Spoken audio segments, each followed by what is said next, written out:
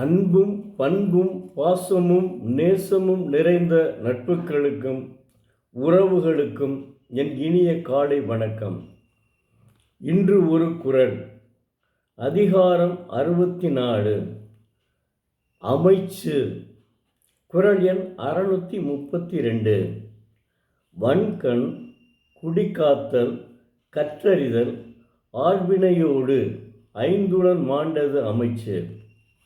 அஞ்சாமையும் குடிப்பிறப்பும் காக்கும் திறனும் கற்றறிந்த அறிவும் முயற்சியும் ஆகிய இவ்வைந்தும் திருந்த பெற்றவன் அமைச்சன் என்கிறார் தெய்வப்புலவர் திருவள்ளுவர். தெய்வப்புலவர் திருவள்ளுவர் அஞ்சாமையும் குடிப்பிறப்பும் காக்கும் திறனும் கற்றறிந்த அறிவும் முயற்சியும் ஆகிய இவ்வைந்தும் திருந்த பெற்றவன் அமைச்சன் என்கிறார். அரசனுக்கு துணையாக இருக்கும் அமைச்சன் இத்தகைய நல்ல குணங்களை பெற்றிருத்தல் வேண்டும் என்கிறார். அவர் 2000 ஆண்டுகளுக்கு முன்பு வாழ்ந்தபோது அரசனுக்கு துணையாக அமைச்சர்கள் இருப்பார்கள். அவர்கள் இப்படியெல்லாம் இருக்க வேண்டும் என்று வலியுறுத்துகிறார். அடுத்து, இது அற்புதமான குறளுங்க. இதை எவ்வளவு அற்புதமாக சொல்லியிருக்கார் அமைச்சன் எப்படி இருக்க வேண்டும் என்பதை.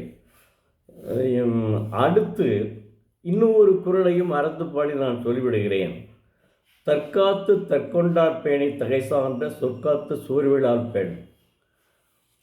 பெண் என்பவள் தன்னையும் காத்து தன் கணவனையும் பாதுகாத்து தங்கள் இருவரினுடைய புகழ் கெடாமல் பாதுகாத்து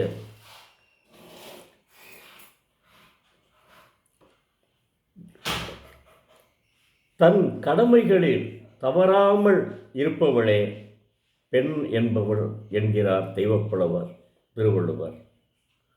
என்ன அற்புதமாக பெண்ணுக்கு எப்படி இலக்கணம் வகுத்துள்ளார் பாருங்க.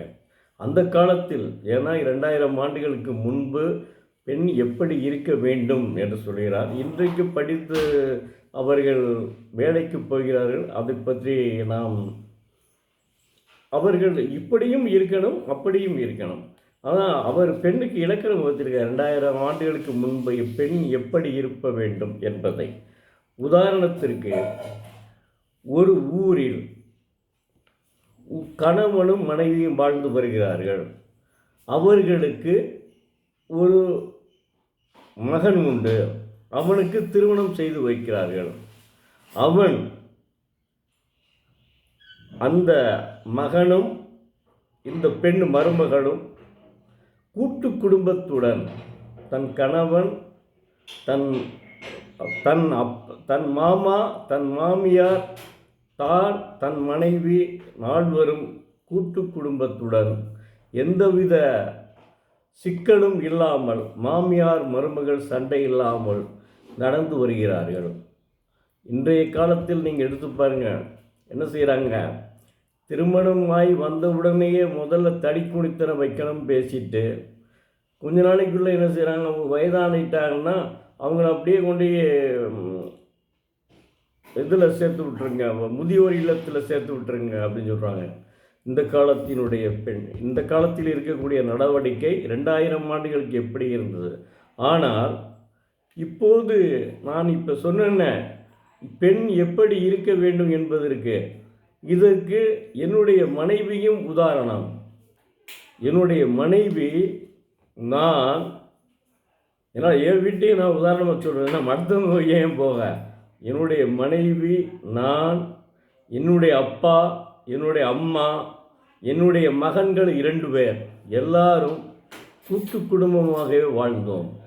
சிற்சில சமயங்களில் மாமியார் மருமகள் சண்டை, சிற்சில சமயங்களில் வெறி அபூர்வமாக இருக்கும்.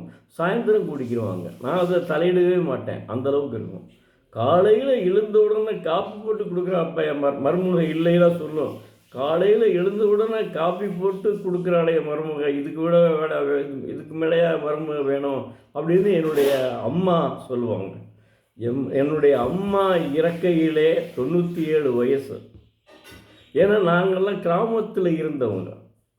இப்போ தான் நான் கல்யாணம் பண்ணி வந்தோன்னா, அப்புறம் இப்போ நான் வேலை பார்த்ததுனால இங்கே மதுரையில் இருக்கிறோம்.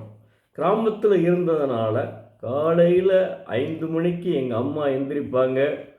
4:30 மணிக்கு எந்திரிச்சிடுவாங்க. எந்திரிச்சு என்னை எழுப்பி காப்பி போட்டு கொடுத்து நீராற குடிப்பாங்க. பெரிய ஒரு சொம்பு நீராற குடித்து விட்டு தான் அவர்கள் வேலையை தொடங்குவார்கள். எங்கள் அம்மாவை என்னால் மறக்கவே முடியாதுங்க. அந்த அளவுக்கு அற்புதமானவங்க எங்கள் அம்மா. அதனால தான் எல்லாரையும் ஒன்றா இருந்தும் பார்த்தீங்களா, 97 வயதில் இறந்தார்கள். அப்போ கூட என்னுடைய மனைவி கதறி கதறி அழுதார். காரணம், அவங்க 2 பேர்த்துக்குள்ளே எந்த பிரச்சனையும் இருக்காது, அந்த அளவுக்கு இருந்தாங்க. அதான் முதல்ல நான் அடுத்தவங்கள சொல்ல போனேன், என்னுடைய மனைவியே உதாரணம், என்னுடைய குடும்பமே உதாரணம். நான், என்னுடைய மனைவி, என்னுடைய அப்பா, என்னுடைய அம்மா, என்னுடைய மகன்கள். நான் சில நேரங்களில் வெளியூருக்கு போக வேண்டிய நிலை ஏற்பட்டால் என் அம்மாதான் என்னுடைய மகன்களை பார்த்து கொள்வார்கள். அதனால் பேரன்களுமே என்னுடைய அம்மா மீது ரொம்ப பற்றுதலாக இருப்பாங்க.